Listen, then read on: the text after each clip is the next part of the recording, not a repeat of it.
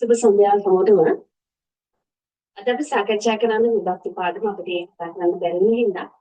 එතකොට මම මුලින්ම පාඩම් කරන්න ගන්න විභක්ති කියලා කතා කරාම දැන් උදාහරණයකින් මේක පැහැදිලි කළොත් මිනිසා කියන නාමපදයේ ගත්තා.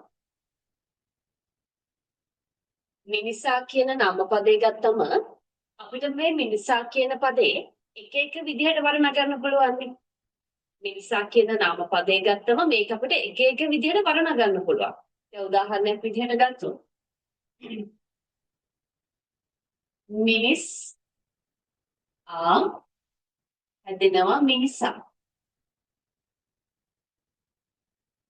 නේද? ඊළඟට මිනිස් හැදෙනවා මිනිස්සු. නේද? ඊළඟට ගත්තම මිනිස් ආට හැදෙනවා මිනිසාට. නේද? එතකොට නාමපදයක් ගත්තම මේ නාමපදය අපිට එක එක විදිහට වර්ණනා කරන්න පුළුවන්. එතෙන්දී උනේ දැන් නාමයකට මෙතන ප්‍රත්‍යක් එකතු වෙලා තමයි මේ වෙනස සිද්ධ උනේ. නාමයකට නාම ප්‍රകൃතියකට ප්‍රත්‍යක් එකතු කළාට පස්සේ තමයි මේ වෙනස් ස්වභාවය ආවේ. නේද? වෙනස් ස්වરૂපයක් මේ ප්‍රත්‍ය එකතු වුණා. එහෙනම් විභක්තියක් කියලා කියන්නේ මෙන්න මේ නාමයකට මෙහෙම ප්‍රත්‍යක් එකතු කළාම වෙනස් අදහසක් දෙන්න පුළුවන්. අන්න ඒකට ඉවහල් වෙන මෙන්න මේ ප්‍රත්‍යවලට අපි කියනවා විභක්ති කියලා. හරිද?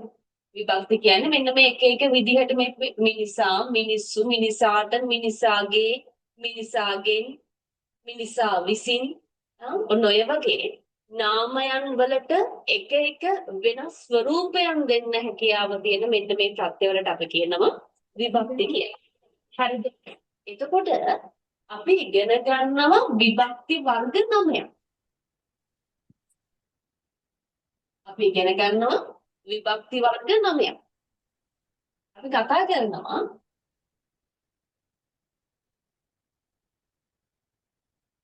ප්‍රථමා විභක්තිය,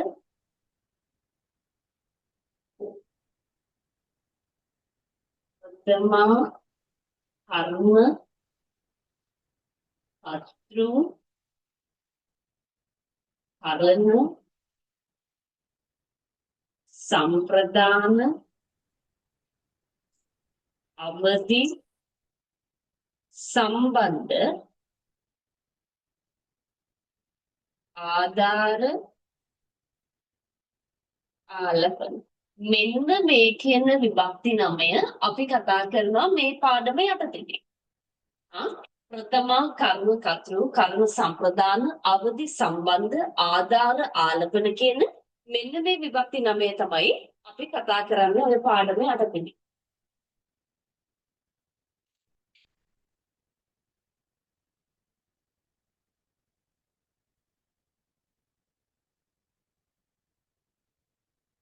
ප්‍රථමා කර්ම කර්තෘ කර්ම සම්ප්‍රදාන අවදි සම්බන්ධ ආධාර ආලපන මේක හරියට ලියා ගන්න. සම්ප්‍රදාන කියනකොට මහා ප්‍රාණ නෙවෙයි දීමක් මේ ප්‍රදානය කිරීමක්.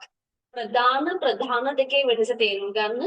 මහා ප්‍රාණ දයනව නම් ප්‍රධාන කියන්නේ මූලිකයි කියන අදහස. ප්‍රධානිය මූලිකය. ප්‍රධාන මේද එනව නම් කියන්නේ දීමක්. ප්‍රදානය කිරීමක්, ලබා දීමක්. හරිද? එතකොට ඔය විභක්ති 9 අපි මුලින්ම කතා කරනවා ප්‍රථමා විභක්තිය. ප්‍රථමා විභක්තිය. ඔනොයි ප්‍රථමා විභක්තියටම අපි කියනවා උක්ත විභක්තිය කියලා. ප්‍රථමා විභක්තියටම අපි කියනවා උක්ත විභක්තිය කියලා. හරිද? එහෙනම් ලේසියෙන්ම මතක තියාගන්න. වාක්‍යයක තියෙන උක්ත පදය තමයි ප්‍රථමා විභක්තියට අයිති වෙන්නේ. සරලව මතක තියාගන්න. ඉතින් ලියාගන්න. වාක්‍යයක තියෙන උක්ත පදය තමයි ප්‍රථමා විභක්තියට අයිති වෙන්නේ. එතකොට කර්තෘකාරක වාක්‍යයක නම් මෙන්න මම දෙනවා මෙහෙම. මවක් දරුවන් රකී. මවක් දරුවන් රකී. මේක කර්තෘකාරක වාක්‍යයක්. කර්තෘකාරක වාක්‍යයක නම් උක්ත වෙන්නේ කර්තෘනේ. නේද? කර්තෘකාරක වාක්‍යයක් නම් උක්ත වෙන්නේ කර්තෘ.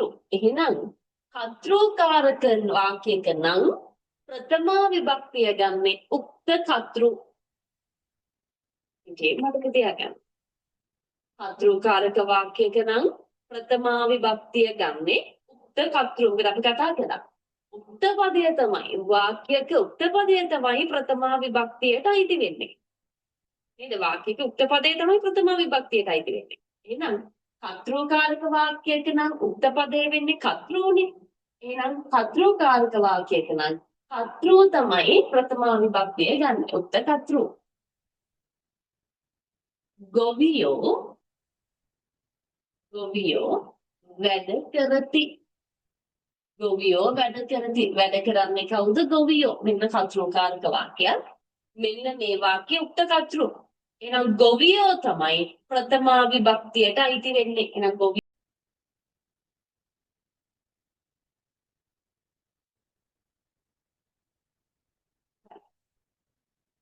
දැන් මේක ගත්තොත් ඔව්හු පාඩම් කරති. ඔව්හු පාඩම් කරති. පාඩම් කරන්නේ කවුද? ඔව්හු. මේක කර්තෘකාරක වාක්‍යයක්. මේ කර්තෘකාරක වාක්‍යයේ උක්ත පදයේ උක්ත කර්තෘ තමයි ප්‍රථම විභක්තිය ගන්න. එහෙනම් ඔයා ලියලා තියන්න පොඩියට. කර්තෘකාරක වාක්‍යයක නම් උක්ත කර්තෘ ප්‍රථම විභක්තියට අයිති වෙනවා. මේ කර්තෘකාරක වාක්‍යයක. කර්මකාරක වාක්‍යයක් බලමු. මවක විසින් දරුවෝ රැකිති. මවක විසින් දරුවෝ රැකිති. එතකොට මේක කර්මකාරක වාක්‍ය. ඔයාලා දන්නවා කර්මකාරක වාක්‍යයක නම් උක්ත වෙන්නේ මොකද්ද? කතා කරමු. කර්මකාරක වාක්‍යයක නම් උක්ත වෙන්නේ මොකද්ද? කර්මය. කර්මය. කර්මකාරක වාක්‍යයක නම් උක්ත වෙන්නේ කර්මයනේ. එහෙනම් කර්මකාරක වාක්‍යයක උක්ත කර්මය කර්මකාරක වාක්‍යයක නම් උක්ත කර්මය අයිති වෙන්නේ ප්‍රථම විභක්තියට. මම කියවනේ වාක්‍යයක උක්ත පදය තමයි ප්‍රථම විභක්තියට අයිති වෙන්නේ. එහෙනම් කර්මකාරක වාක්‍යයක නම් උක්ත වෙන්නේ කර්මය. එහෙනම් කර්මකාරක වාක්‍යයක නම් උක්ත කර්මය තමයි ප්‍රථම විභක්තිය ගන්නෙ.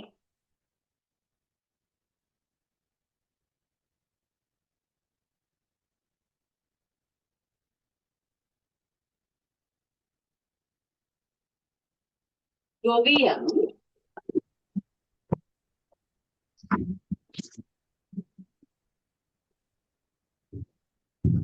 උත්තර දෙන්න නැති වෙනකොට මයික් ඔෆ් කරගන්න.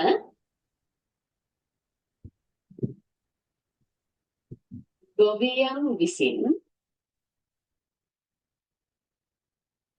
ගවයෙක්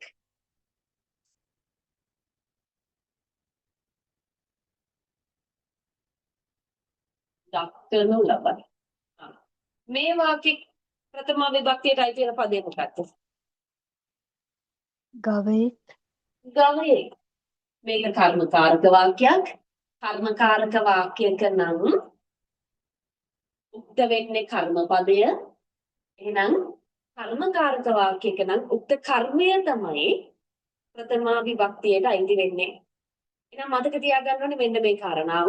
පළවෙනි විභක්තිය විදිහට අපි කතා කරනවා. ප්‍රථම විභක්තිය මේකට කියන උක්ත විභක්තිය කියලා. වාක්‍යයක තියෙන උක්ත පදේ අයිති වෙන්නේ ප්‍රථම විභක්තියට. කර්තෘකාරක වාක්‍යයක නම් උක්ත වෙන්නේ කර්තෘ පදය. ඒ නිසා කර්තෘකාරක වාක්‍යයක නම් උක්ත කර්තෘ අයිති වෙනවා ප්‍රථම විභක්තියට. කර්මකාරක වාක්‍යයක නම් උක්ත වෙන්නේ කර්මය. ඒ නිසා කර්මකාරක වාක්‍යයක නම් උක්ත කර්මය තමයි ප්‍රථම විභක්තිය ගන්නෙ. හරිද? ඔන්න ඕක තමයි මේ ප්‍රථම විභක්තියට අදාළව ඔයා මතක තියාගන්න ඕන. එහෙනම් කර්තෘකාරක වාක්‍යයක නම් උක්ත කර්තෘ ප්‍රථම විභක්තියට අයිති වෙනවා. කර්මකාරක වාක්‍යයක නම් උක්ත කර්මය ප්‍රථම විභක්තියටයි තියෙන්නේ. මේ දැන් මතක තියාගන්න. හරිද? ඊළඟට අපි කතා කරනවා දෙවෙනි විභක්ති වර්ගය කර්ම විභක්තිය.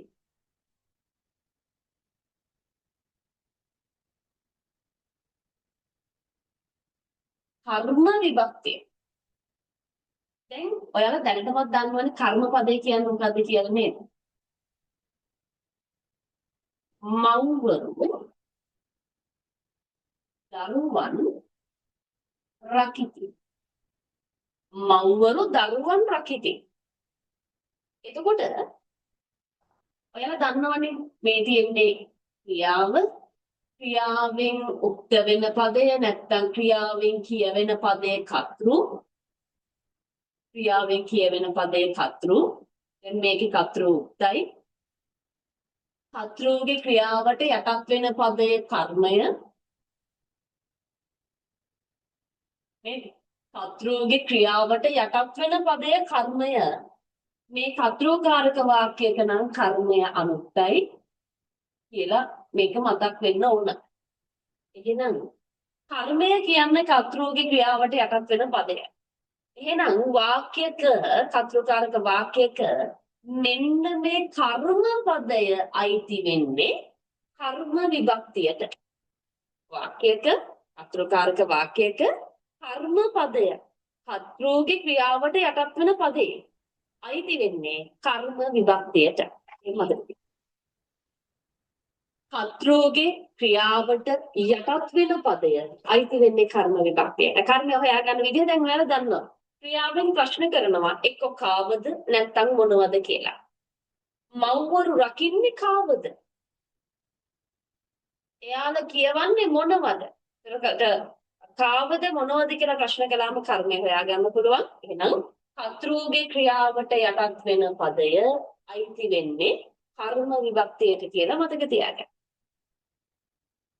කර්තෘගේ ක්‍රියාවට යටත් වෙන පදය අයිති වෙනවා කර්ම විභක්තියට.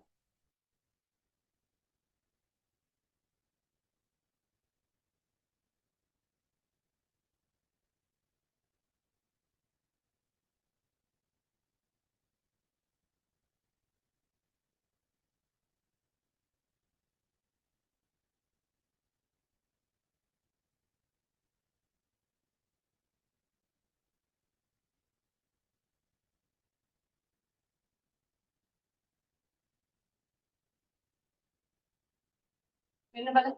ගුරුවරු දරුවන් අමතයි. ගුරුවරු අමතන්නේ කාවද දරුවන්. දරුවන් අයිති වෙන්නේ කර්ම විභක්තිය. ඔහු පොත කියවයි. ඔහු කියවන්නේ මොනවද? පොත අයිති වෙන්නේ කර්ම විභක්තියට. දඩයක්කරු සතුන් මරයි. දඩයක්කරු මරන්නේ කාවද? සතුන්. එහෙනම් සතුන් තමයි කර්මය අයිති වෙන්නේ කර්ම විභක්තියට. එහෙනම් මතක තියාගන්න මෙතනදී කර්ම විභක්තියට අයිති වෙන්නේ වාක්‍යයක කර්තෘගේ ක්‍රියාවට යටත් වෙන පදේ. වාක්‍යයක මේ කර්තෘගේ ක්‍රියාවට යටත් වෙන පදය අයිති වෙන්නේ කර්ම විභක්තියට කියලා මතක තියාගන්න.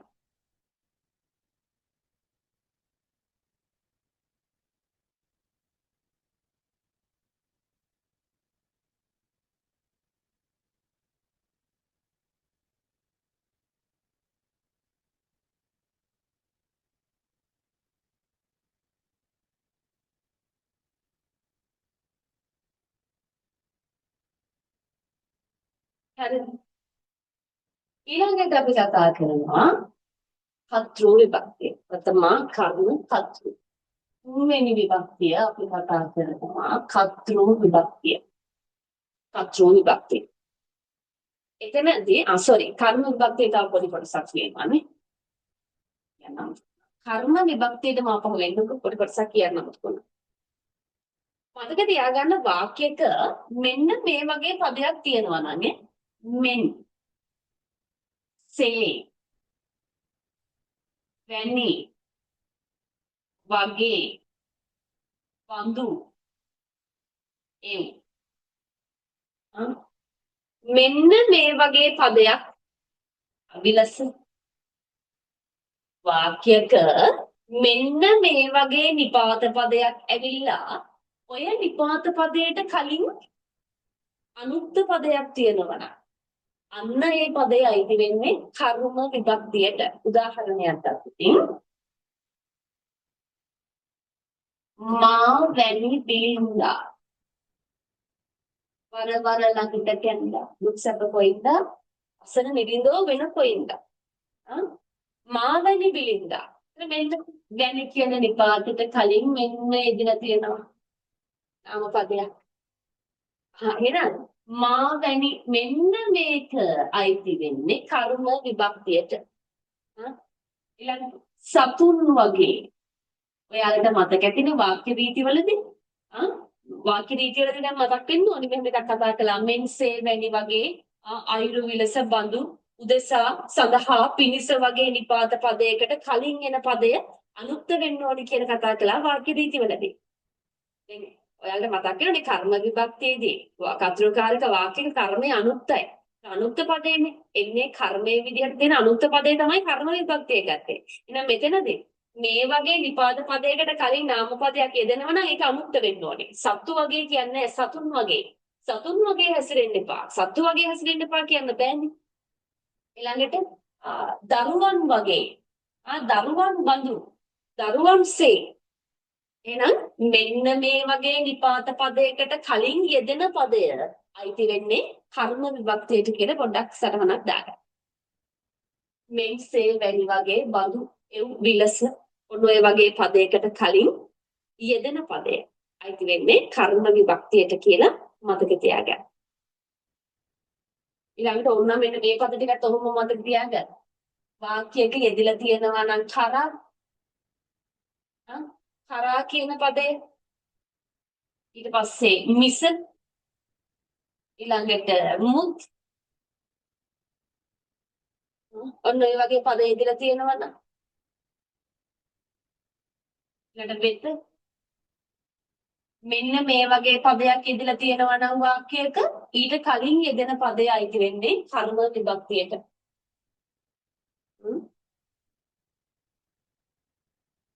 මෙන්සේ වැලි වගේ බඳු එව් විලස වෙත කරා මිසමුත් දරුවන් වෙත දරුවන් කරා දරුවන් මිස දරුවන් මුත් එනම් මෙන්න මේ වගේ නිපාත වාක්‍යයක මෙන්න මේ වගේ නිපාත පදයක් යෙදිලා ඒකට කලින් නාම පදයක් යෙදලා තියෙනවා. අන්න ඒ අනුක්ත පදයේ අයිති වෙන්නේ කර්ම විභක්තියට. කර්ම විභක්තියට. හරි. ඔව් ඊයේ කරපු පාඩමමයි කරන්නේ. හරිද? එහෙනම් කර්ම විභක්තියේදී ඔයා මතක තියාගන්න ඕනි කාරණාව තමයි වාක්‍යක කර්තෘගේ ක්‍රියාවට යටත් වෙන පදය. වාක්‍යයක කර්තෘගේ ක්‍රියාවට යටත් වෙන පදය අයිති වෙන්නේ කර්ම විභක්තියට. එතකොට වාක්‍යයක කර්ම පදේ. ඒක කර්තෘගේ ක්‍රියාවට යටත් වෙන කර්ම පදය අයිති වෙන්නේ කර්ම විභක්තියට. අනිත් පැත්තෙන් ගත්තාම මෙන්සේ වැනි වගේ අයුරු විලස කරා බඳු ඔය වගේ පදයක් වාක්‍යයක යෙදලා තියෙනවා නම් ඊට කලින් යෙදෙන පදය අයිති වෙන්නේ කර්ම විභක්තියට. හරිද? ඊළඟට අපි කතා කරනවා තුන්වෙනි විභක්තිය කර්තෘ විභක්තිය. කර්තෘ විභක්තිය. එහෙනම් මට කියන්න මොකද්ද කර්තෘ විභක්තිය කියන්නේ?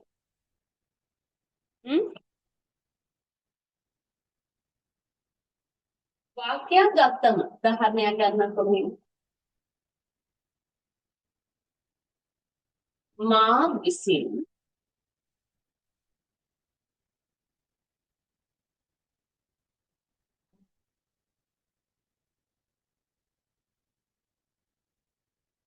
මා විසින් තොපි ඇමතෙහු මා විසින් තොපි ඇමතෙහු වාක්‍යක කර්තෘ පදය වාක්‍යයක් ගත්තම ඒ වාක්‍යයේ තියෙන වෙන්න මේ කර්තෘ පදය අනුක්ත වෙලා තියෙනවා නම් වාක්‍යයක කර්තෘ පදය අනුක්ත වෙලා තියෙනවා නම් අන්න ඒ අනුක්ත කර්තෘ අයිති වෙන්නේ කර්තෘ විභක්තියට.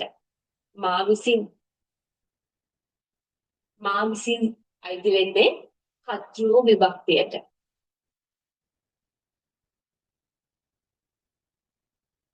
මා විසින් කියන එක අයිති වෙන්නේ කර්තෘ විභක්තියට. එහෙනම් මොකද මෙතෙන්ද මතක තියාගන්න ඕනේ? වාක්‍යයක කර්තෘ අනුක්ත වෙලා තියෙනවා නම් වාක්‍යයක කර්තෘ අනුක්ත වෙලා තියෙනවා නම් අන්න ඒ අනුක්ත කර්තෘ අයිති වෙන්නේ කර්තෘ විභක්තියට කියලා මතක තියාගන්න.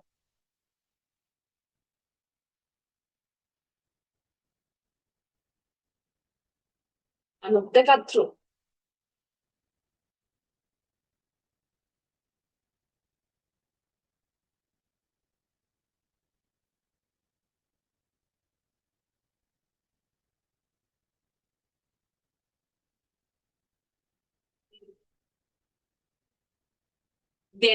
දෙවිවරුන් විසින් නුඹ රකින්න ලදෙහි. එතකොට මේ වාක්‍යයේ මෙන්න කර්තෘ පදේ. රකින්නේ කවුද? දෙවිවරුනේ. දෙවිවරු. මෙයා තමයි කර්තෘ. කර්තෘ අනුක්ත වෙලා. අපි දන්නවනේ කර්මකාරක වාක්‍යයක කර්තෘ අනුක්තයි. එහෙනම් මතක තියාගන්න මෙන්න මෙහිම. කර්තෘ විභක්තිය ගත්තම වාක්‍යයක කර්තෘ අනුක්ත වෙලා තියෙනවා නම් වාක්‍යයක කර්තෘ අනුක්ත වෙලා තියෙනවා නම් අන්න ඒ අනුක්ත කර්තෘ අයිති වෙන්නේ කර්තෘ විභක්තියට. හරිද? ඒ කියන්නේ කර්මකාරක වාක්‍යයක අනුක්ත කර්තෘ ගැන මේ කතා කරන්නේ. කර්මකාරක වාක්‍යයක අනුක්ත කර්තෘ අයිති වෙන්නේ කර්තෘ විභක්තියට. පැහැදිලිද? උදාහරණ දෙකක් ලියන්න. අර මේ සුනිල් ආරියරත්න මහත්මයාගේ සින්දුවක් තියෙනවා. මේ දෙවියන් විසින් දුන් පණුරක් ලෙසින් ප්‍රියානනේ ඔබ සුරකින් බැතේ. දෙවියන් විසින් දුන් පණුරක් ලෙසින්. දෙවියන් විසින් එතකොට කර්තෘ අනුක්ත වෙලා අනුක්ත කර්තෘ කෙනෙක් ඉන්නවා. එහෙනම් දෙවියන් විසින් කියන පදේ අයිති වෙන්නේ කර්තෘ විභක්තියට. සරලව මතක තියාගන්න වාක්‍යයක කර්තෘ අනුක්ත වෙලා තියෙනවා නම් අන්න ඒ අනුක්ත කර්තෘ අයිති වෙන්නේ කර්තෘ විභක්තියට.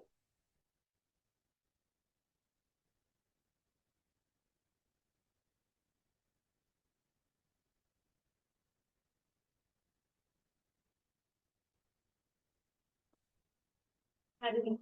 තුනක් කතා කළා. එතකොට ප්‍රථමා විභක්තිය කියන්නේ වාක්‍යයක තියෙන උක්ත පදය අයිති වෙන්නේ ප්‍රථමා විභක්තියට. කර්ම විභක්තිය කියන්නේ වාක්‍යයක කර්තෘගේ ක්‍රියාවට යටත් වෙන පදය යටත් වෙන කර්ම පදය අයිති වෙන්නේ කර්ම විභක්තියට. කර්තෘ විභක්තිය කියන්නේ වාක්‍යයක කර්තෘ අනුක්ත වෙලා තියෙනවා නම් අන්න ඒ අනුක්ත කර්තෘ අයිති වෙන්නේ කර්තෘ විභක්තියට. ඊළඟට අපි කතා කරනවා හතරවෙනි විභක්තිය කරන විභක්තිය. කරන විභක්තිය උදාහරණකින් පැහැදිලි කරන්න. මම පෑනේ අකුරු ලියමි. මම පෑනේ අකුරු ලියමි.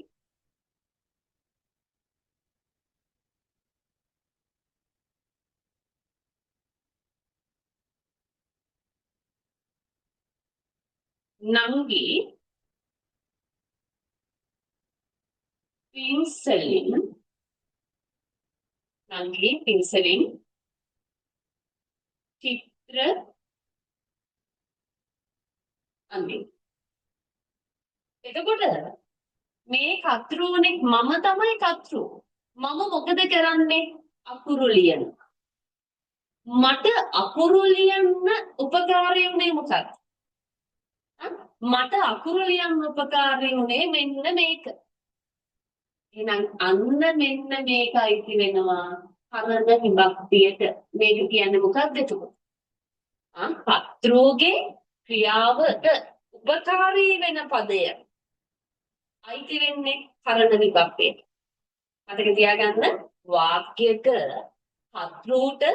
කර්තෘට ඒ ක්‍රියාව කරන්න උපකාරී වෙන පදය අයිති වෙන්නේ කරන විභක්තියට. පැහැදිලිද? කර්තෘට ක්‍රියාව කරන්න උපකාරී වෙන පදේ. මට අකුරු ලියන්න උපකාරී වෙන්නේ මෙන්න පෑනේ. පෑන. එහෙනම් පෑනෙන් කියන පදය අයිති වෙන්නේ කරන විභක්තියට. නංගි පින්සලෙන් චිත්‍ර අඳියි. නංගිට චිත්‍ර අඳින්න උපකාරී වෙන්නේ මොකද්ද? පින්සල. එහෙනම් මෙන්න මේ පින්සලෙන් කියන පදේ අයිති වෙන්නේ කරන විභක්තියට. සින්දුවක් තියෙන කෝච්චියෙන් ගමට යනවා කිරි පැණි කාලා එනවා. පදින්න හැකි රන් මොන්චිලා. කෝච්චියෙන් ගමට යනවා. කෝච්චියෙන් ගමට යනවා. ගමට යන්න උපකාරී වෙන්නේ මොකද්ද? කෝච්චි. එහෙනම් කෝච්චියෙන් කියන පදේ අයිති වෙන්නේ කරන විභක්තියට. ඊළඟට අර තව සින්දුවක් දෙන්නකද? රන්වන්දුල් කරලින් පැසිලා නැමිලා බාර වීලා. රන්වන්දුල් කරලින් පැසිලා. මේ අවසාන ක්‍රියාවට ඇහෙන්න මොකක්ද උපකාරී උනේ? රන්වන්දුල් කරල්. එහෙනම් කරලින් කියන රන්වන්දුල් කරලින් කියන පදේ අයිති වෙන්නේ කරන විභක්තියට. ඊළඟට තවසෙන ප්‍රේමයෙන් මනරංජිත වෙන්න නන්දිත වෙන්න මනරංජිත වෙන්න නන්දිත වෙන්න මොකද්ද උපකාරී වෙන්නේ? ප්‍රේමය. එහෙනම් ප්‍රේමයෙන් කියන පදේ අයිති වෙන්නේ කරන විභක්තියට. ඒකම තියෙන්නේ පුෂ්පයෙන් වන සුන්දර වේ ලංකෘත වේ. එතකොට වනයේ අලංකාර වෙන්න උපකාරී වෙන්නේ මොකද්ද? පුෂ්ප. එහෙනම් පුෂ්පයෙන් කියන පදේ අයිති වෙන්නේ කරන විභක්තියට. එහෙනම් මෙතන මතක තියාගන්න ඕනේ මෙන්න මේ දේ. කරන විභක්තිය ගත්තම වාක්‍යක කර්තෘගේ ක්‍රියාවට උපකාරී වෙන පදය අයිති වෙන්නේ කරන විභක්තියට. කර්තෘට ක්‍රියාව කරන්න උපකාරී වෙන පදේ.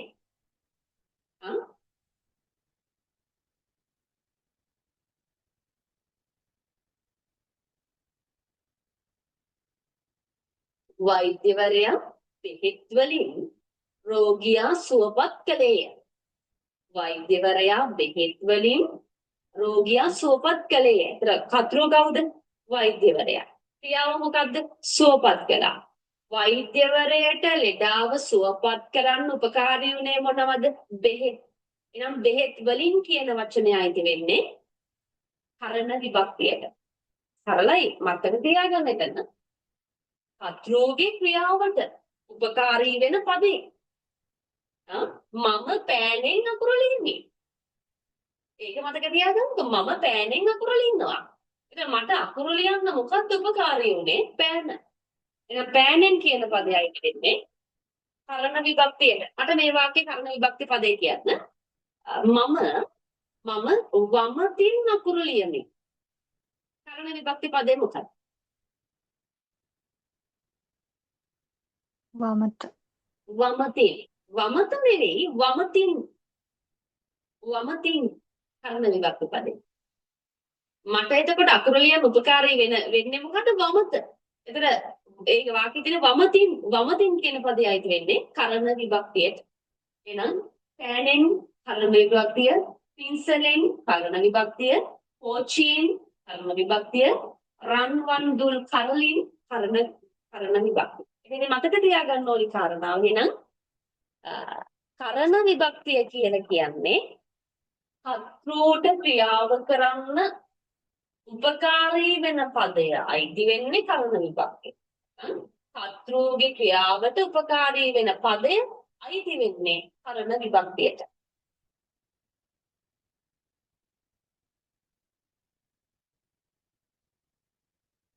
මම බසයෙන් වැඩට යන්නේ.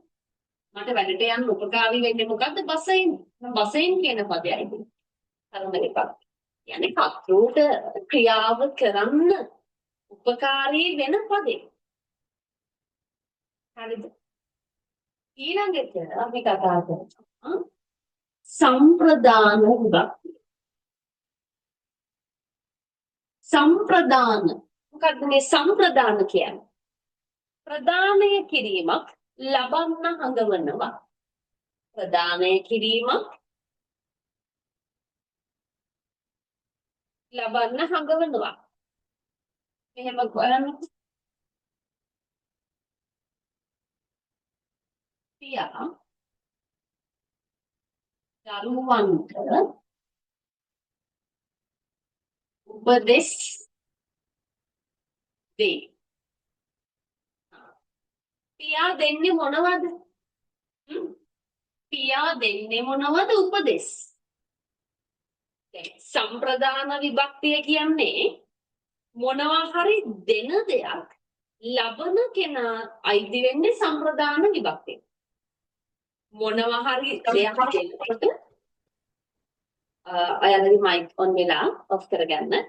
මොනවා හරි දෙයක් දෙනකොට ඒකේ ලබන කෙනා ඒ දෙන දේ ලබන කෙනා අයිති වෙන්නේ සම්ප්‍රදාන විභක්තිය.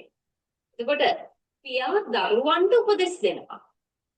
පියා මොනවද දෙන්නේ? උපදෙස් දෙන්නේ. උපදෙස් දෙන එක ලබන්නේ කවුද? කවුද ලබන්නේ? දරුවා. එහෙනම් දරුවන්ට කියන පදය අයිති වෙන්නේ සම්ප්‍රදාන විභක්තිය. දරුවන්ට කියන පදය අයිති වෙන්නේ සම්ප්‍රදාන විභක්තිය. ගොඩක් අවස්ථාවලදී සම්ප්‍රදාන විභක්තිය ගන්න පදේ කයන්නක් තියෙනවා අපිට පේනවා. හැමතිස්සෙම නෙවෙයි. මෙන්න බලන්න. ඔහු යාචකයාට මුදල් දෙයි. ඔහු යාචකයාට මුදල් දෙනවා. එයා මොනවද දෙන්නේ? මුදල්. එයා දෙන මුදල් ලබන්නේ කවුද? මෙන්න මෙයා. එහෙනම් යාචකයාට කියන පදේ අයිති වෙන්නේ සම්ප්‍රදාන විභක්තියට. මතක තියාගන්න සම්ප්‍රදානය ලබා දීම. සම්ප්‍රදානය ප්‍රදානයක් කියන්නේ ලබා දෙනවා. එහෙනම් සම්ප්‍රදාන විභක්තිය දුව මතක තියාගන්න ඕනේ තමයි වාක්‍යයකදී මොනවා හරි දෙයක් දෙන එක ලබන කෙනා. මොනවා හරි දෙයක් දෙනකොට ඒක ලබන කෙනා. හඟවන පදේ අයිති වෙන්නේ සම්ප්‍රදාන විභක්තියට.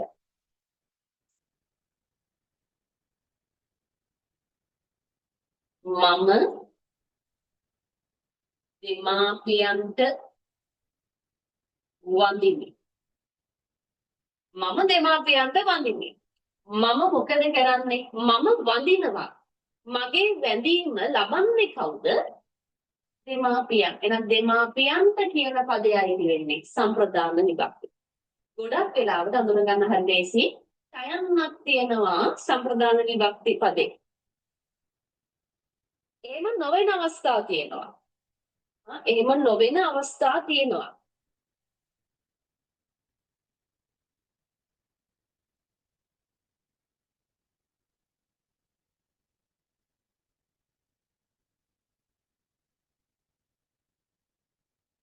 පිනිස වස් සඳහා.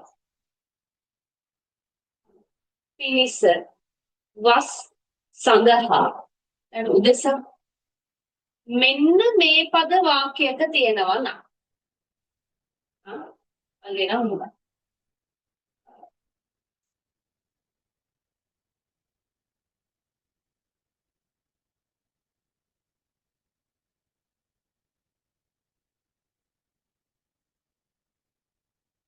දන් පිනිස පූජා කළේය.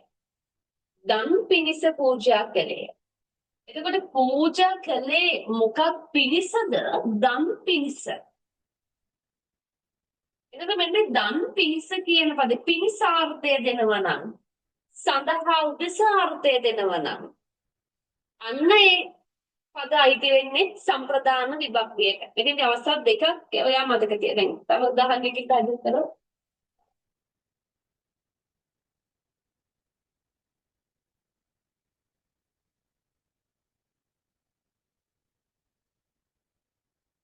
ඔහු දරුවන් සඳහා කවි ලියයි කියන වාක්‍ය ගන්න. ඔහු දරුවන් සඳහා කවි ලියයි. එතකොට එයා ලියන කවි ලබන්නේ කවුද? මෙන්න මෙයා දරුවන් සඳහා. එතකොට දරුවන් සඳහා කියන පදේ අයිති වෙන්නේ සම්ප්‍රදාන විභක්තිය. මේක චුට්ටක් අමතක කරන්න. ඔයා මෙතනදී මතක තියාගන්න ඕන ප්‍රධානම කාරණාව තමයි සම්ප්‍රදාන විභක්තිය ගත්තම වාක්‍යයක කෙනෙක් දෙන දෙයක් මොනවා හරි දෙන දෙයක් ලබන්න ඉන්නවනේ. අන්න ඒ ලබන කෙනා අයිති වෙන්නේ සම්ප්‍රදාන විභක්තියට. මම ළමයින්ට උගන්වමි කියනකොට මගේ ඉගැන්වීම ලබන්නේ කවුද? ළමයි. එහෙනම් ළමයින්ට කියන පදේ අයිති වෙන්නේ සම්ප්‍රදාන විභක්තිය. මොනවා හරි දෙයක් ලබා දෙනකොට ඒක ලබන කෙනා හඟවන පදයයි කියන්නේ සම්ප්‍රදාන විභක්තිය. එතකොට මේක අඳුර ගන්න හරිය ලේසි ටයන්නක් තියෙනවා මේ පදවල. බොහෝ වෙලාවට ටයන්නක්.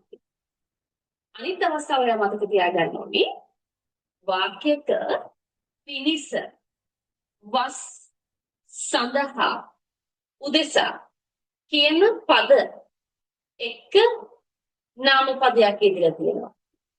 අන්න ඒ පදේ අයිති වෙන්නේ සම්ප්‍රදාන විභක්තිය. අවස්ථා දෙකයි මතක තියාගන්න. වාක්‍යයක මොනවා හරි දෙයක් ලබා දෙද්දී ඒක ලබන කෙනා. ඒක ගන්න කෙනා. ලබන කෙනා අයිති වෙන්නේ සම්ප්‍රදාන විභක්තිය. අනිත් එක තමයි වාක්‍යයක පිරිස වස් සඳහා උදෙසා ළමයින් සඳහා ළමයින් උදෙසා ඔය පදයක් එක්ක නාම පදයක් ඉදිරිය තියෙනවා නම් ඒ පදේ අයිති වෙන්නේ සම්ප්‍රදාන විභක්තියට කියලා මතක තියාගන්න.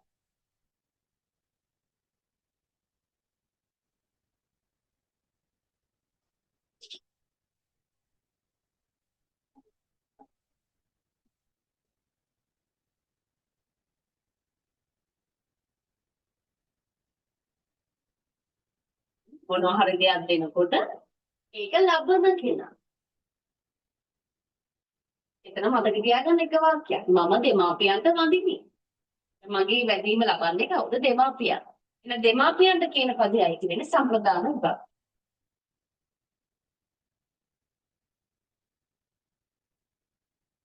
ඊළඟට අපි කතා කරමු අවදි විභක්තිය. අවදි විභක්තිය.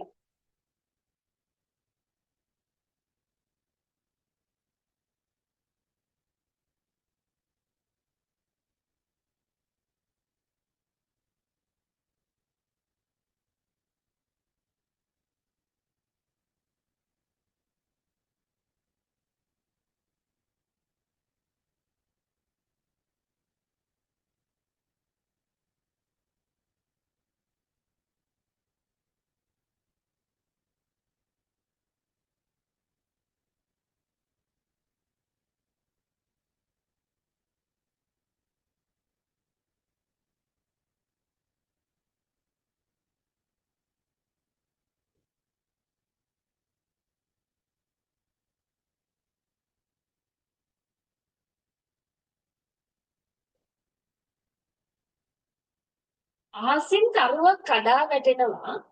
තරුව කඩා නැහැ අහසයි වැළපෙන්නේ. බලන්න අහසින් තරුවක් කඩා වැටෙනවා. දැන් මේ තියෙන්නේ අහසන. ඔය තියෙන්නේ අහස නම් අහසින් තරුවක් මොකද්ද වෙන්නේ? අහසින් තරුවක් කඩා වැටෙනවා. දැන් තරුව මොකද උනේ? තරුව අහසින් වෙන් වුණා. ඒක නේද තුනුනේ? මම මේ කතා කරන්නේ සින්දු අර්ථ නෙවෙයි ඈ මම වචන අර්ථයක් ගත්ත මෙතන. අහසින් තරුව වෙන් වුණා. අහසින් තරුවක් කඩා වැටෙනවා.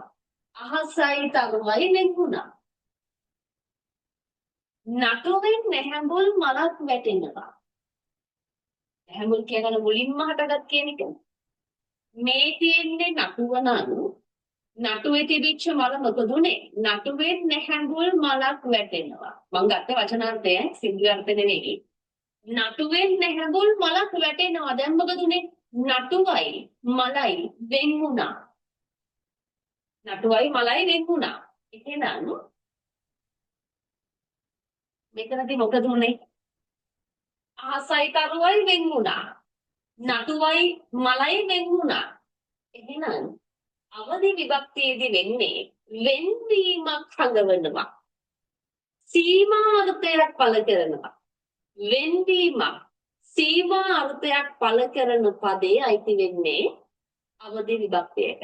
වෙන්වීමක් පහව යාමක් සීමා අර්ථයක් පළ කරන පද අයිති වෙන්නේ අවදි විභක්තියට. ඒකෙන් මතක තියාගන්න වෙන්වීමක්. වෙන්වීමක්. දැන් බලන්නකෝ අහසින් තරුවක් කඩා වැටෙනවා. අහසයි තරුවයි වෙන් වෙනවා. එහෙනම් අහසින් කියන පදේ අයිති වෙන්නේ අවදි විභක්තිය. නටුවෙන් නැහැඹුල් මලක් වැටෙනවා. එහෙනම් නටුවෙන් තමයි වැටෙන්නේ වෙන් වෙන්නේ. එහෙනම් නටුවෙන් කියන පදේ අයිති වෙන්නේ අවදි විභක්තියට.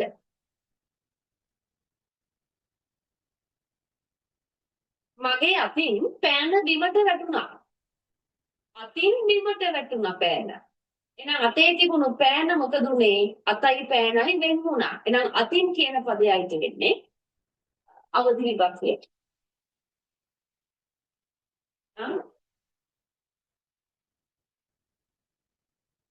ගසෙන්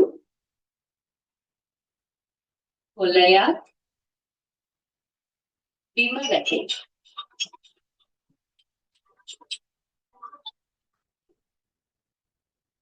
ගසෙන් කොළයක් බිම වැටේ. එතකොට මොකද උනේ? ගහෙන් කොළේ වෙන් වුණා. වෙන්න ගහ. ඔන්න ගහ. ගහෙන් මොකද උනේ? කොළයක් වෙන් වුණා. ගහෙන් කොළයක් වෙන් වුණා. එහෙනම් වෙන්වීමක්. වෙන්වීමක්, පහව යාමක්, සීමාර්ථයක් පළ කරන පද අයිති වෙන්නේ අවදි විභක්තියට.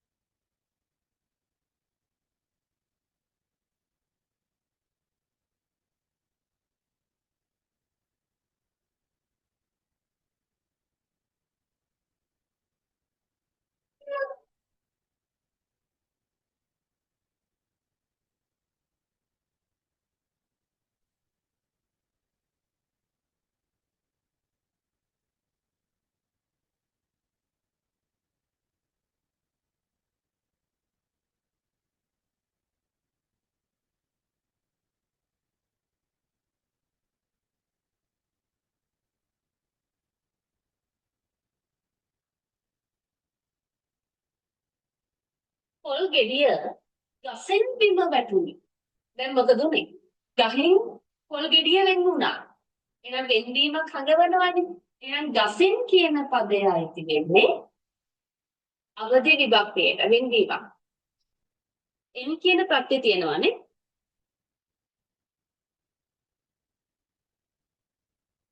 අවදි විභක්තියේදී ඒ අවදි විභක්ති පදේ එන් කියන ප්‍රත්‍ය තියෙනවානේ ගසෙන්.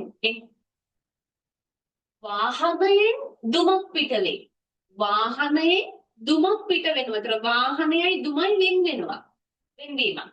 එහෙනම් වාහනයෙන් කියන පදය අයිති වෙන්නේ අවදි විභක්තියට. වාහනෙන් එන දුම අයින් වෙනවා ඉවත් වෙනවා. වෙන්වීමක්. තාත්තා රටින් පිටත් විය. මේ තියෙන්නේ රට නම් තාත්තා මොකද උනේ? රටින් ගියා. පිටත් වුණා. රටයි තාත්තයි වෙන් වුණා. එහෙනම් රටින් කියන පදයයි වෙන්නේ අවදි විභක්තියට. මේක බලන්න. වී පැදුරෙන් නිගිලී යන කුරුල්ලෙකු ලෙසින්. එතකොට වී පැදුරෙන් මොකද වෙන්නේ?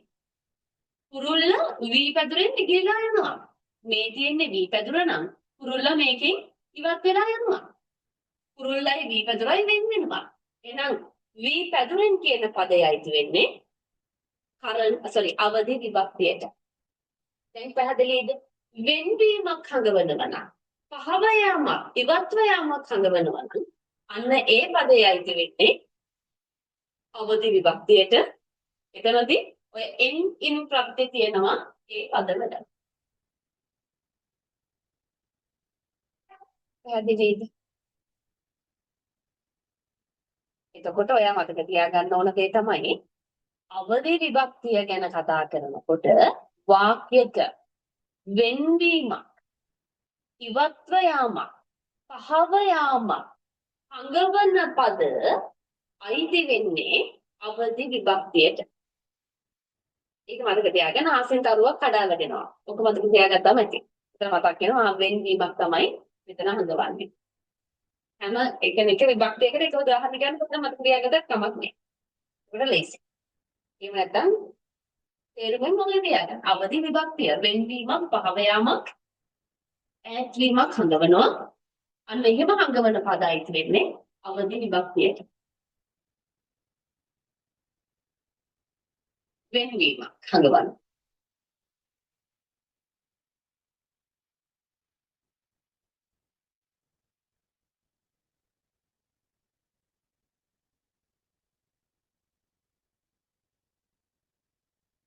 සම්බන්ධ විභක්තිය. සම්බන්ධයක්. අයිතියක් හඟවන පද. මගේ ගෙදර.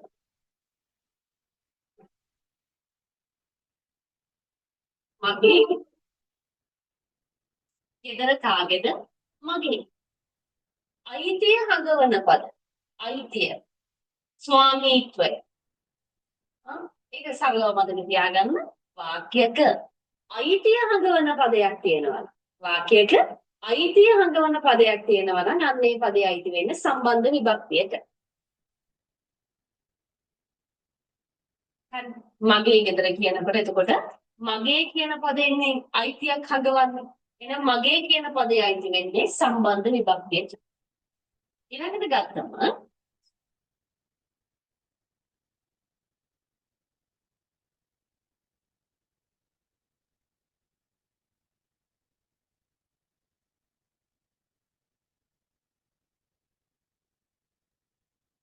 තාත්තාගේ ඉඩම විකුණා ඇත.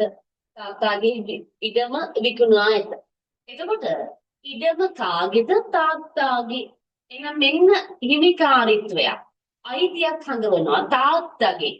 තාත්තගේ. එහෙනම් තාත්තගේ කියන පදේ අයිති වෙන්නේ සම්බන්ධ විභක්තියට. සරලව මතක තියාගන්න. අයිතියක් හඟවන පදේ වාක්‍යයක අයිතියක් හඟවන පදයක් තියෙනවා නම් අයිති වෙන්නේ සම්බන්ධ විභක්තියට.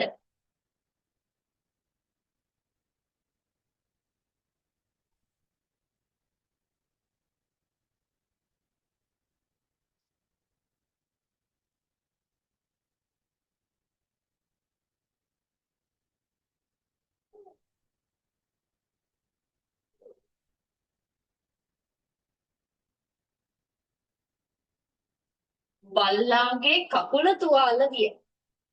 එතකොට මෙන්න අයිතියක් හඟවන බල්ලගේ කකුල. කකුල කාගේද? බල්ලගේ. කකුල කාගේද? බල්ලගේ. එහෙනම් මෙන්න අයිතියක් හඟවනවා බල්ලගේ. එහෙනම් මෙන්න අයිතියක් හඟවන පදයක් තියෙනවා. එහෙනම් මේ අයිතිය හඟවන පදේ අයිති වෙන්නේ සම්බන්ධ විභක්තියට. සම්බන්ධ විභක්තිය.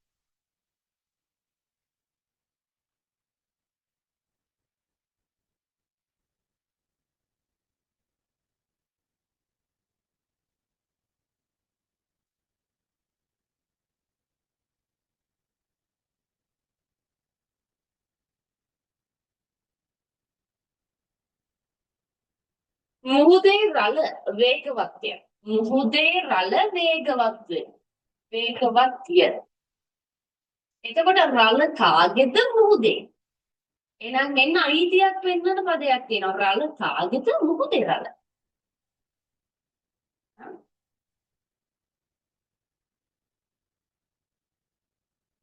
එහෙනම් මෙතනදී මතක තියාගන්න සම්බන්ධ විභක්තියේදී ඔයා මතක තියාගන්න ඕනි කාරණාව තමයි වාක්‍යයක අයිතියක් හඟවන පදයක් තියෙනවා.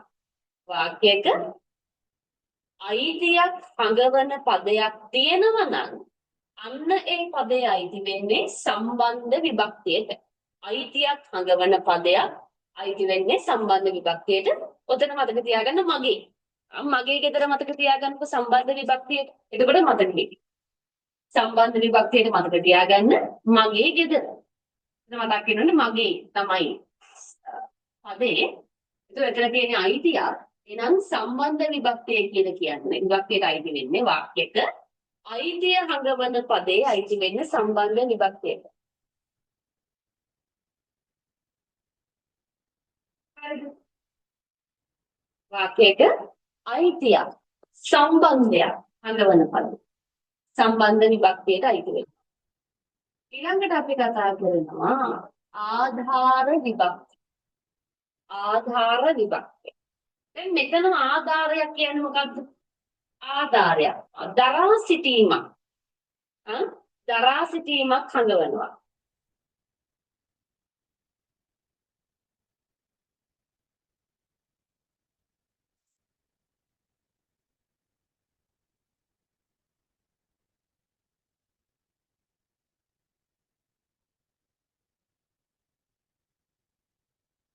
හරිද? එතකොට මේ වාක්‍යයක දරා සිටීමක් හඟවනවා නම් පදයකින් අන්න ඒ පදේ අයිති වෙන්නේ ආධාර විභක්තියට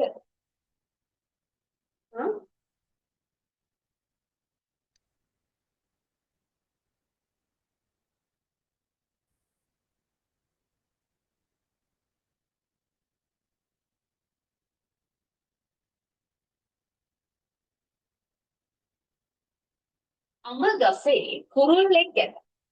අඹ ගසේ කුරුල්ලෙක් ඇත. මේ තියෙන්නේ අඹ ගහ නම් ඔය තියෙන්නේ අඹ ගහ නම් මේ අඹ ගහේ කුරුල්ලෙක් ඉන්නවා. එතකොට මේ කුරුල්ලව දරාගෙන ඉන්නේ කවුද? අඹ ගහ. මේ කුරුල්ලව දරාගෙන ඉන්නේ අඹ ගහ. එහෙනම් මෙන්න මේ අඹ ගසේ කියන පදය අයිති වෙන්නේ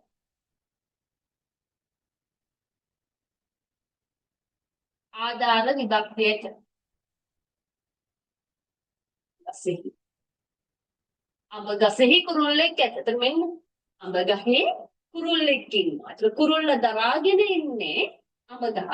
එහෙනම් අඹ ගසෙහි අඹ ගසෙහි කියන පදය අයිති වෙන්නේ ආධාර විභක්තියට. මේක මතක තියාගන්න. මේ ආධාර විභක්ති පදවල එහි ඒ කියන ප්‍රත්‍ය තියෙනවා. එහි ඒ කියන ප්‍රත්‍ය තියෙනවා. දැන් වල කියන ප්‍රත්‍යයක් ගන්න. වල. අන්න බලන්න. අඹ ගසෙහි එහි ගසෙහි එහි කියන ප්‍රත්‍ය තියෙනවා. ඊළඟට රටේ ජනතාව ඇත. රටේ ජනතාව ඇත. එතකොට මේ තියෙන්නේ රට නම් රටේ ජනතාව ඉන්නවා. ජනතාව දරාගෙන ඉන්නේ කවුද? මේ රට. රටේ කියන පදයයි කියන්නේ ආධාර විභක්තියට දරා සිටීම. ජනතාව දරාගෙන ඉන්නේ රට. එතන මෙන්න ඒ ප්‍රත්‍ය තියෙනවා. ඊළඟට මල්වල පැණි ඇත. මල්වල පැණි ඇත. පැණි දරාගෙන ඉන්නේ කවුද? මල්. එහෙනම් මල්වල කියන පදයයි කියන්නේ පැණි දරාගෙන ඉන්නේ මල්. එහෙනම් මල්වල කියන පදයයි කියන්නේ ආධාර විභක්තියට. එහෙනම් ආධාර විභක්තිය හඳුනා ගන්න පහසුයි. එහි ඒ වල කියන ප්‍රත්‍ය තියෙනවා. එහෙනම් මෙතෙන්දි මතක තියාගන්න ඕන මොකද්ද?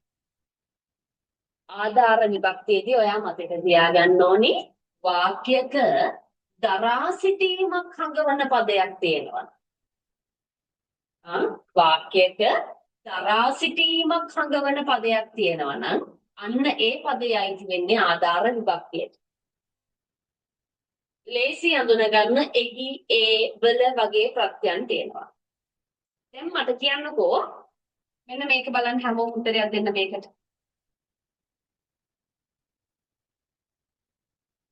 තාත්තා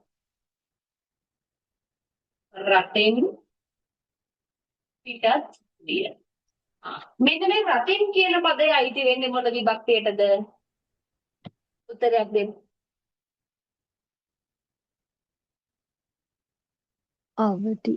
අවදි විභක්තියටනේ. අවදි විභක්තිය. තාත්තා රටෙන් පිටත් විය. එතෙන්දී උනේ මොකද්ද? මෙන්න තාත්තා රටෙන් ගියා. තාත්තයි රටයි වෙන්ුණා. වෙන්වීමක්, ඈත්වීමක්. අන්න ඒ නිසා මෙතන රටෙන් කියන පදය අවදි විභක්තියට තමයි අයිති වෙන්නේ. වෙන්වීමක් නේ. තාත්තා රටෙන් ගියා. රටයි තාත්තයි වෙන්ුණා. මම මෙහෙම ලියනවා. තාත්තා රටේ ඇත.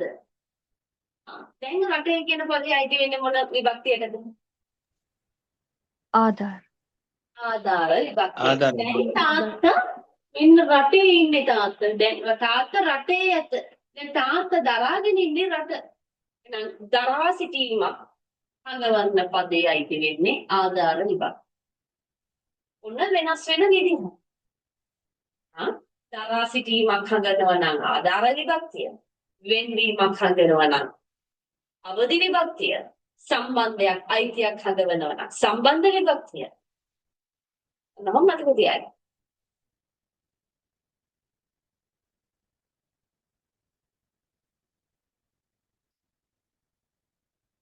ඊට පස්සේ ඉරහඳ පායන ලෝකේ.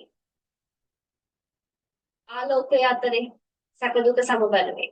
එතන ලෝකය කියන පදේ අයිති වෙන්නේ මොන විභක්තියද? ආදාන. ආදාන. ඉරහඳ දරාගෙන ඉන්නේ ලෝකේ. නේද? ඉරහඳ දෙක දරාගෙන ඉන්නේ ලෝකේ. එහෙනම් ලෝකේ කියන පදේ එතන අයිති වෙන්නේ ආදාන විභක්තිය දරා සිටීමක්. දරා සිටීමක් හදවනවා.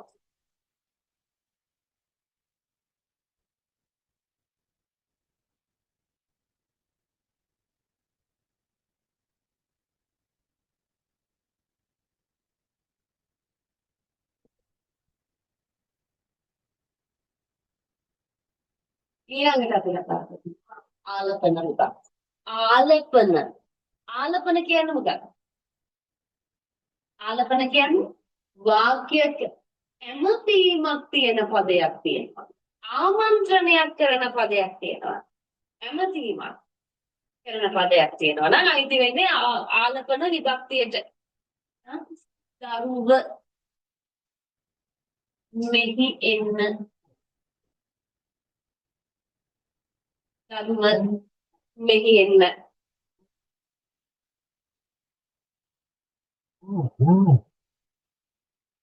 මිනිසුනි අවදි වන්න.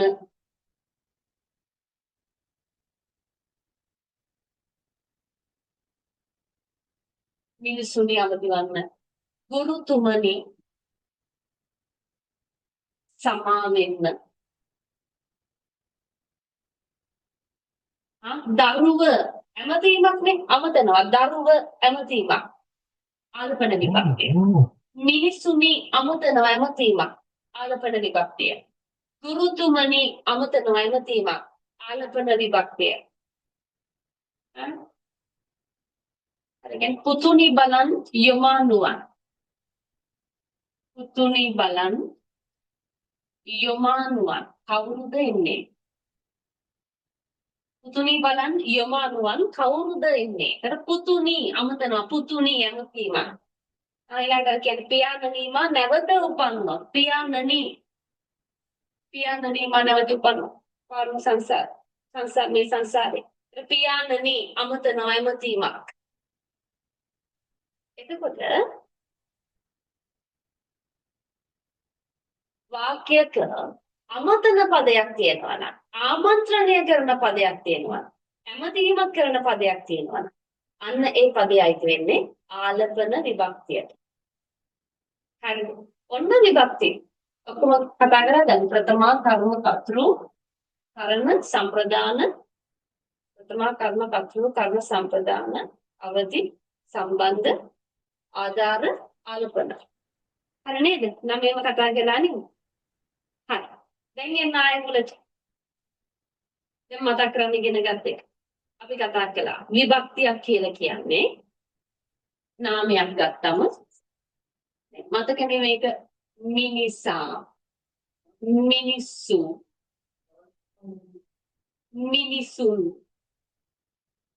මිනිසුන් විසින් මිනිසාට මෙහෙම මෙන්න මේව නේද අපි කතා කළේ මිනිසාට මිනිසාගේ මිනිසාගෙන් මිනිස නැත්නම් මිනිසුනි ඔන්න ඕනේ කතා කරන්නේ නේද?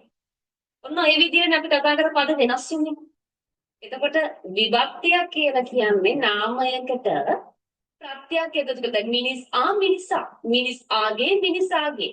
දැන් මේ නාමය වෙනස් කරන්න ප්‍රත්‍යනේ අපි එකතු කළේ ආද ආගෙන් ඌ ආ අන්න ඒ එකතු වුණාට පස්සේ නාම පදය වෙනස් වුණානේ. වෙනස් අදහසක් දුන්නානේ. අන්න එහෙම වෙනස් අදහසක් දෙන්න ඉවහල් වෙන ප්‍රත්‍යවලට අපි කියනවා විභක්ති කියලා. විභක්ති කියනවා නමයි. පළවෙනි එක ප්‍රථමා විභක්තිය. ප්‍රථමා විභක්තියේදී මොකද අපි කතා කළේ? උක්ත පදය. වාක්‍යයක උක්ත පදයයි කියන්නේ ප්‍රථමා විභක්තිය. කර්තෘකාරක වාක්‍යයක නම් උක්ත කර්තෘ ප්‍රථමා විභක්තිය ගන්නවා. කර්මකාරක වාක්‍යයක නම් උක්ත කර්මය ප්‍රථමා විභක්තිය ගන්නවා. ප්‍රථමා කර්ම විභක්තියදී අපි කතා කරා වාක්‍යයක සත්‍රුවගේ ක්‍රියාවට යටත් වෙන කර්ම පදය අයිති වෙන්නේ කර්ම විභක්තියට. කර්තෘ විභක්තියදී අපි කතා කළා වාක්‍යයක කර්තෘ අනුත්ත වෙලා තියෙනවා නම් අනුත්ත කර්තෘ කෙනෙක් ඉන්නවා නම් එයා අයිති වෙන්නේ කර්තෘ විභක්තියට. කරන විභක්තියදී අපි කතා කළා වාක්‍යයක කර්තෘට ක්‍රියාව කරන්න උපකාරී වෙන පදය. මම පෑනෙන් අකුරු ලියමි. කර්තෘට ක්‍රියාව කරන්න උපකාරී වෙන පදය අයිති වෙන්නේ කරන විභක්තියට. නේද? එතකොට මම පෑනෙන් අකුරු ලියමි. එතකොට පෑනෙන් කියන පදය අයිති වෙන්නේ කරන විභක්තියට. ප්‍රථම කර්ම කතුරු කරන සම්ප්‍රදාන විභක්තියදී අපි කතා කරා මොනවා හරි දෙයක් ලබා දෙනකොට අන්න ඒ ලබා දීම ලබන්න හඳවන පදය අයිති වෙනවා සම්ප්‍රදාන විභක්තියට. බොහෝ වෙලාවට මම කිව්වා ටයන්නක් තියෙනවා අඳුර ගන්න ලේසි කියලා. මම යාචකයන්ට දන් දෙන්නේ. ඒතර මම දන් දෙනවා මගේ දන් දීම ලබන්නේ කවුද යාචකයන්? යාචකයන්ට කියන පදය නම් සම්ප්‍රදාන විභක්තියට අයිති වෙනවා. සම්ප්‍රදාන ඊළඟට අවදි විභක්තියදී අපි කතා කළා වෙන්වීමක්, පහව යාමක්, ඈත්වීමක් පඟවන පදය අයිති වෙන්නේ අවදි විභක්තියට. අහසෙන් තරුවක් කඩා වැටෙනවා, අහසයි තරුවයි වෙන් වෙනවා. වෙන්වීමක් හඟවන පදය අයිති වෙන්නේ අවදි විභක්තියට. ඊළඟට සම්බන්ධ විභක්තියදී අපි කතා කළා අයිතියක් හඟවන පදේ. අයිතියක්, හිමිකමක්. මගේ ගෙදර. එතන මගේ කියන පදේ අයිතියක් හඟවනවා. අයිතියක් හඟවන පදේ අයිති වෙන්නේ සම්බන්ධ විභක්තියට. ආධාර විභක්තියේදී දරා සිටීමක්. රටේ මිනිස්සු ඇත. දරා සිටිනවා. එතන මිනිස්සු දරාගෙන ඉන්න රටේ මිනිස්සු ඇත. එන රටේ කියන පදය ආධාර විභක්තියට අයිති වෙන දරා සිටීමක් හඟවනවා. එහි වල කියන ප්‍රත්‍යය වගේ තියෙනවා අඳුන ගන්න ලේසි කියලා කිව්වා. ඊළඟට අවදි සම්බන්ධ ආධාර ආලපන විභක්තිය කියලා කියන්නේ ඇමතීමක් හඟවන පදයක්. දරුව, දරුවනි, මහත්මයාණනි, පුතුනි, පියාණනි, මව්නි ඇමතීමක් අමතනවා. එහෙනම් ඇමතීමක් හඟවන පදයයි තියෙන්නේ ආලපන විභක්තියට. මොනවද ප්‍රශ්න තියෙන්නේ?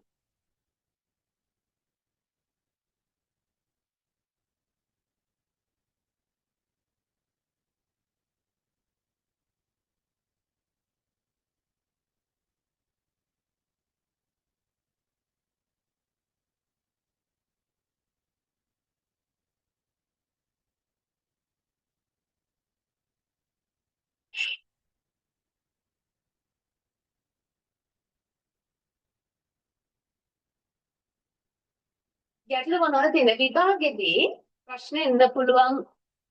ඔව්. ගෲප් එකට දානවා. ඔයාලා චුට්ටක් වෙනස් උනේ. ඔයාලගේ විභාගයේ ඉඳ තියෙන නිසා තමයි ඉඳ තියෙන ළමයි ඉන්න නිසා තමයි මෙහෙම 6ට 5ට දාන්න ඕනේ. මොකද මේ සතියේ ඔයාලගේ පන්ති ෂෙඩියුල් කරලා නැහැ. වෙන පන්ති ටිකක් තියෙන. ඒකට රැය වෙලාවල් ටික ගන්න බෑ. ඒ හින්දායි මේ වගේ හවස්වල දාන්න ඕනේ. එතකොට විභාගෙට මේ වගේ එකකින් ප්‍රශ්නයක් එන්න පුළුවන් විදිහක් තමයි ප්‍රශ්නයක් එන්න පුළුවන් බහු කරන විදිහට වගේ.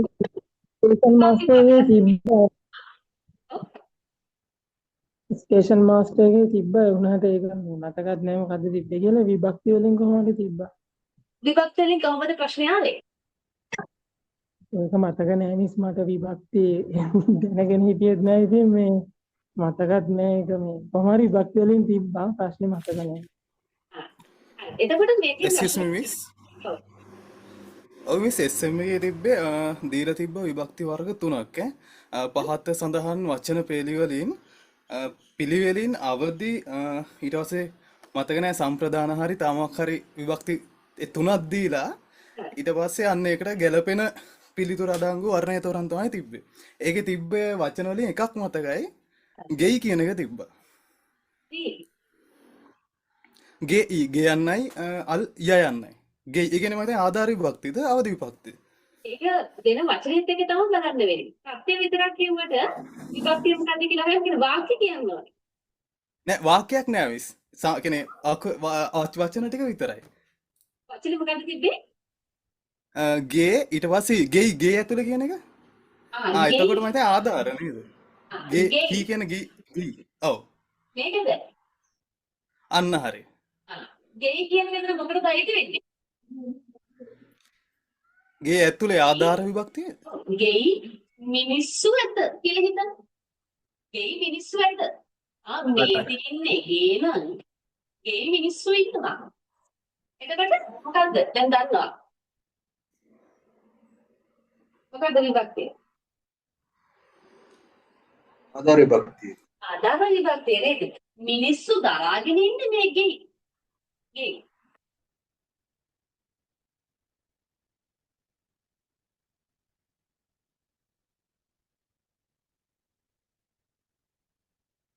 එතකොට මේ විභාගෙට මේකෙන් ප්‍රශ්න එන්න පුළුවන්. එකක් තමයි ඔයාට දෙන්න පුළුවන් මේ පද ටිකක් දීලා විභක්ති පදයක් ඇතුළත් නොවන වාක්‍ය තෝරන්න වගේ ප්‍රශ්නයක් එන්න පුළුවන්. එහෙමත් නැත්නම් ඔයාට එන්න පුළුවන් මෙන්න මෙහෙම. වාක්‍ය කීපයක් දීලා. මිනිස්සු රටේ ඇත. මිනිස්සු රටෙන් පිටත් වූහ. ගොවියෝ වැඩ කරති. ඔන්න ඔය වගේ වාක්‍ය ටිකක් දීලා ඉරියන්නවා. ඉරියන්දලා වඩ දෙන්න පුළුවන්. ඉරියන්ද සඳහන් තද කළු අකුරෙන් මුද්‍රිත පද ඇතුළත් විභක්ති වර්ගය පිළිවෙලින් ඇති වර්ණය තෝරන්න වගේ ප්‍රශ්නයක් එනවා. ඉතින් අපි මෙතන රටේ කියන පදේ අයිති වෙන වන විභක්තියද? ආධාර. ආධාර විභක්තියනේ. රටේ ඉන්නේ රට තමයි මිනිස්සු දරාගෙන ඉන්නේ රට. මේක ආධාර විභක්තිය. මිනිස්සු රටෙන් පිටත් වූහ. සම්ප්‍රදාන. අවදි අවදි. විභක්තිය. අවදි විභක්තිය. ගොවියෝ වැඩ කරති. ප්‍රථම. ප්‍රථම. මොකද මෙන්න උත්තර කතරු නේද? මේක උත්තර කතරු පදයයි වෙන්නේ. ප්‍රථම විභක්තිය. ඔන්න ඔය වගේ ප්‍රශ්නයක් එන්න පුළුවන්. තද කළු කරන මේ තද කළු කරපු වචනේ අයිති වෙන්නේ මොන විභක්තියටද කියලා අහන්න පුළුවන්. හරි. නිසාර රචනාව නිසාර මේ රචනාව සම්බන්ධයෙන් උදේට ප්‍රශ්නයක් ආයේ මම මිස්ට මේ මැසේජ් එකක් දැම්මේ මිස්. අර ස්ටේෂන් මාස්ටර් එකේ දැන් මාතෘකා 4ක් දීලා තිබ්බනේ මිස්. ඔව්. මේකේ මේ අර ඩිජිටල් කරන්නේ යහපත් ප්‍රතිඵල කියලා අහලා තිබ්බා. එතකොට මේ අර අභියෝග අවාසි ඒ ටික ලිව්වේ නෑනේ මිස්. මේ ප්‍රයෝජන ටික විතරයි ලිව්වේ. එතකොට එහෙම අපුවම කොහොමද කරන්න ඕනේ මේ? මෙහෙමයි. දැන් ඔයාලට මේ විස්තරාත්මක පාඩයක් එතන තියෙන්න තිබුණේ නෑ නේද? නෑ මේ මාතෘකාව විතරයි. මාතෘකා 4ක් මාතෘකාව විතරයි. එතන මාතෘකාවට අදාළව ඔයාලට සැකෙල් දැන් අපිට විස්තරාත්මක පාඩයක් දීලා නැත්නම් දැන් අහලා තිබෙ ඩිජිටල් කරන්නේ යහපත් ප්‍රතිවිපාක කියලා හපු නිසා ඔයාලට ගැටලුවක් නෑ. එතකොට ඒ කියන්නේ විස්තරාත්මක පාඩයක් දීලා නැති නිසා ඔයාලට අභිමත විදිහට කැමති විදිහට මාතෘකාවට අදාළව සැකෙල් හදාගන්න පුළුවන්. කියන්නේ මාතෘකෙන් ඔයා කියන විදිහට ඔයා යහපත් ප්‍රතිවිපාකට කියන හැඳින්වීමක් ගත්තා. ඊට පස්සේ යහපත් ප්‍රතිවිපාක ටික කියන්නේ ඩිජිටල් කරන්නේ ඔයාලට පුළුවන් එක එක අංශ වලට අධ්‍යාපන අංශයට කොහොමද මේක යහපත්ව බලපාන්නේ? දේශපාලන අංශයට කොහොමද මේක යහපත්ව බලපාන්නේ? සෞඛ්‍ය අංශයට කොහොමද මේක යහපත්ව බලපාන්නේ? ඊට ප්‍රවාහනය වගේ පැත්තකට සමාජීය වශයෙන් කොහොමද මේක යහපත්ව බලපාන්නේ? එක එක අංශ වලට කියන වෙන වෙනම ඡේදයෙන් කරන්න ඕනනේ. මුලින්ම ඩිජිටල් කරන්නේ කියන එක හැඳින්නුවා. ඊට පස්සේ එක එක අංශ වලට අපි කියන මෙන්න මේ ඩිජිටල් කරන්නේ නිසා වෙනකොට මෙන්න මේ අංශ වලට ගොඩක් යහපත් විදිහට සාධනීය ප්‍රවණතා මේක දකින්න තියෙනවා කියලා. සෞඛ්‍ය අංශයට කොහොමද යහපත බලපාන්නේ? අධ්‍යාපන අංශයට කොහොමද යහපත බලපාන්නේ? සමාජීය අංශයට ප්‍රවාහනය වගේ පැත්තකට කොහොමද බලපාන්නේ? ඊළඟ නීතිමය ශාස්ත්‍රයට කොහොමද මේක බලපාන්නේ? එක එක අංශ වල ඡේද වෙන් කර කර ලියන්න පුළුවන්. ඊට පස්සේ ඒ කියන්නේ ඒක අපිට විස්තරාත්මක පාඩයක් දීලා නැහැ නේද? ඔයාට එක ඒ මාතෘකාවට ගැළපෙන විදිහට සැකීල හදාගන්න පුළුවන්. අවසානයේදී හැබැයි මතක තියාගන්න මොන රචනාවල ඉවත් ඔයාට යෝජනා දෙන්න පුළුවන් තැනක් තියෙනවනේ. නේද? ඔයාට යෝජනා දෙන්න තියෙන තැනක් තියෙනවා නම් එතනදී ඔයා යෝජනා ටිකක් දෙන්න. දැන් ඔයාලා කරපු එක හරියි. යහපත් ප්‍රවණතා නම් හරි යහපත් නේද? ඩිජිටල් කරන්නේ යහපත් පැතිකඩ නම් අහලා තියෙන්නේ. යහපත් පැත්ත ගැන ලියන්න ගැටලුවක් නෑ. අහලා තියෙන මාතෘකාව යහපත් පැත්ත ගැනනේ.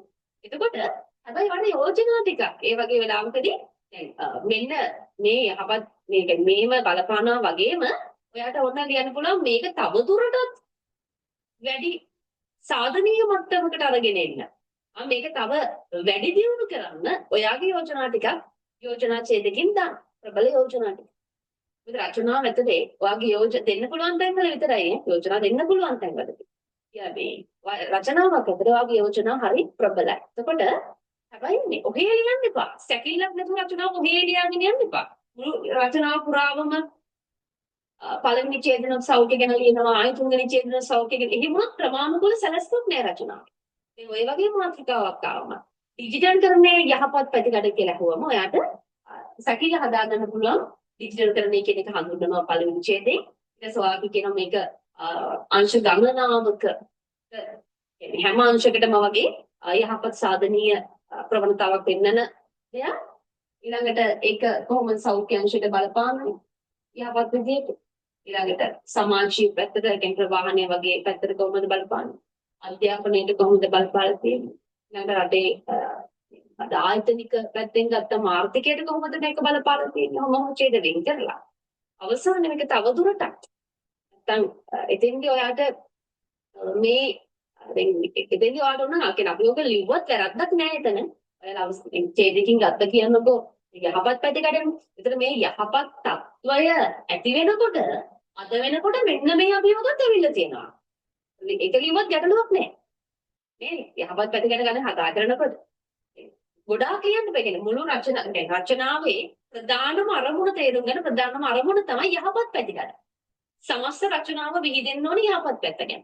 එහෙම නේද? ඔයා එක ඡේදකින් යහපත් පැත්ත ගැන කතා කරනවා ඉතුරු ඡේද ඔක්කොගෙම වෙන වෙන දේවල් කතා කරලා තියෙනවා නම් එතන පොඩි ගැටලුවක් තියෙනවා. පොඩි ගැටලුවක් ලොකු ගැටලුවක් තියෙනවා. රචනාවේ මාතෘකාව හරියට තේරුම් ගන්න යහපත් පැතිකඩ ගැන අහලා තියෙනවා. මම හිතුවේ කලින් විස්තරාත්මක පාඩයක් දීලා ඇති කියලා. විස්තරාත්මක පාඩයක් දීලා නැහැනේ. විස්තරාත්මක පාඩයක් දීලා තිබුණා යාළුවෝ නම් කියයි මෙන්න මෙහෙම තිබ්බනම් ඩිජිටල් කරන්නේ අද වෙනකොට අපේ රටට යහපත් විදියට බලපාලා තියෙනවා. මේකේ වාසි සහ අවාසි තියෙනවා. මේකේ අභියෝග තියෙනවා. එතකොට ඒ අනුව මේ පිළිබඳ සැලකිලිමත් වෙමින් ඩිජිටල් කරන්නේ යහපත් පැතිකඩ පිළිබඳ විශ්ලේෂණාත්මක රචනාවක් කියන්න කිව්වනම් එතකොට අපිට විස්තරාත්මක පාඩයක් දෙනවනේ වාසි අවාසි අභියෝග. ඔන්න එහෙනම් අපිට අරින්ද කඩා ගන්න ඕනේ. හැබැයි ඔය කියන විදිහට මාතෘකාව විතරයි දීලා තියෙන්නේ විස්තරාත්මක පාඩයක් නේ. එහෙනම් මාතෘකාව ඍජුවම අහන්නේ යහපත් පැතිකඩ ගැන. ඒක ඔයාලා කරපේ ගහන්නේ. යහපත් පැත්ත ලියන්න. හැබැයි අවසානයේ පොඩ යෝජනා ටික දාන්න. අවාසි අභියෝග අදාළ නැහැ. ඔයාලා අර එක එක අංශ වලට මේක බලපෑම් කොහොමද කියන එක ලියනවා. ඊට පස්සේ මේක තවදුරටත් ශක්තිමත් කරගන්න. තවදුරටත් මේක යහපත් ප්‍රතිලාභ වැඩි කරගන්න මෙන්න මේ යෝජනා ක්‍රියාත්මක වෙනවා සුසී කියලා යෝජනා ඡේදයක් දීලා අවසන් කිරීමක් දාන්න. පැහැදිලිද? අමිත විස්තරාත්මක පාඩයක් දීලාද කියලා. විස්තරාත්මක පාඩ දෙන්න නැත්නම් කිසි ගැටලුවක් නැහැ. හරි මිස් thank you. එපා. රචනාවේදී කියන්නේ ඔයාලගේ විභාගවලදී පැහැදිලිව සඳහන් කරනවා දීලා තියෙන උත්තර ප්‍රශ්න පත්‍රයෙන් ලියන්න කියලා. කොළවල ලියන්න එපා. දීලා තියෙන ප්‍රශ්න පත්‍රය ඇතුලේ උත්තර ලියන්න ඒකම තියෙනවානේ සඳහන් කරන්න. හරි. එහෙනම් මේ ඔයාලා ආය අපි හෙට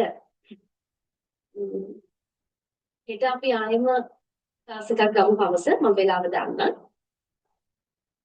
ඒක සම්බන්ධ වෙන්න මේ ඔයාලගේ මේ ඒකට මොන හරි තව ගැටලුවක් තියෙනවා නම් WhatsApp එකට දාන්න. මොකද ඊට පස්සේ තව ක්ලාස් එකක් තියෙන නිසා වල ක්ලාස් එක නතරෙන් පාඩම මෙච්චරයි අපිට මේක කතා කරන්න තියෙන්නේ. මේ වචන කීයක් දෙන්නේ කියන එක නම් කලින් කියන්න බෑ. මේ ස්ටේෂන් මාස්ටර් කියලා වචන කීයක් ආවද? 250ක්. 250. ඒ ඔයාලා 250 300 වගේ අතර සීමාවක් ඔයාලට දෙන්න පුළුවන්. යාළුවා බෑ එකමාරයින්. එතකොට වෙනපයි දෙකමාරක් නිසා ඔයාලා 250 300 වගේ අතරට එන්න පුළුවන්. හොඳට මතක තියාගන්න රචනාවේ වචන දුන්නාම 200 200යි 250 දුන්නා නම් බය වෙන්න එපා මේ පැත්තෙන් 275ක් විතර වුණා කියලා ගැටලුවක් නැහැ. මේක ඇතුළේම ලියන්න ඕන කියන එකක් නෑ. හරියටම 245න් බය වෙන නතර කරන්න එපා. 275 වචන 25ක් ඊට මේකට ගැටලුවක් නැහැ. හරිනේ? බය වෙන්න එපා. ඒක පොඩ්ඩක් වචන 25ක් මේ වුණා කියලා කිසි ප්‍රශ්නයක් නැහැ. මේක ඇතුළේම ලියන්න ඕනේ වචන 25ක් ඊට මේකට කරන්නවට අවස්ථාවක් තියෙනවා. හරි. මොන හරි ගැටලුවක් තියෙනවා නම් මෙසේජ් එකක් දාන්න. ඔයාලා මොන හරි මට මේ කෝල් එකක් අරගෙන මට ආන්සර් කරන්න බැරි වුණොත් මැසේජ් එකක් හරි දාලා තියන්න මේ ඒකට මම සැම්පියන් ළමයි කියලා හරි දාලා තියන්න මේ දවස්වල මේ කෝල් එක වැඩි නිසා සමහරව ආන්සර් කරන්න වෙන්නේ නැහැ. හරි එහෙනම් මෙතන මම ක්ලාස් එක නතර කරනවා මම හරි ගැටලුවක් තියෙනවා නම් මට WhatsApp එකේ මැසේජ් එකක් දාන්න. එහෙනම් හැමෝටම දෙන්න. Thank you.